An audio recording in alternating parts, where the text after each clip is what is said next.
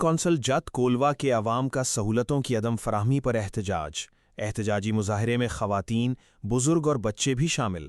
احتجاج پانی، بجلی، ہسپتال کا نہ ہونا اور مبینہ گھوسٹ منصوبوں کے خلاف کیا گیا۔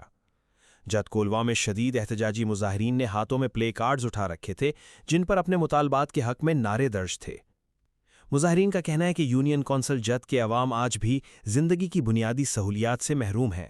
جدید دور میں بھی پینے کے صاف پانی کی عدم فراہمی عوام کے لیے ایک بڑا المیہ بن چکی ہے، جبکہ علاقے میں صحت کی سہولیات نہ ہونے کے برابر ہیں، جبکہ ہسپتال نہ ہونے کی وجہ سے معمولی بیماری کی صورت میں بھی مریضوں کو سینکڑوں کلومیٹر دور دیگر علاقوں کا رخ کرنا پڑتا ہے، جس کے باعث کئی قیمتی جانیں ضائع ہو چکی ہیں۔ مظاہرین نے الزام عائد کیا کہ جہاں پینے کا پانی میسر نہیں ہے، وہاں واٹر سٹوریج کے نام پر 16 کروڑ 40 لاکھ روپے منظور کرنے کی کیا ضرورت پیش آئی؟ عوام کو سہولیات دینے کے بجائے مخصوص بااثر افراد کو نوازنے کے لیے ایسے گھوسٹ منصوبے بنائے جا رہے ہیں۔ مظاہرین نے کہا کہ علاقے میں بجلی نہیں ہے، سڑکوں کا نام و نشان نہیں ہے، بے روزگاری عام ہے۔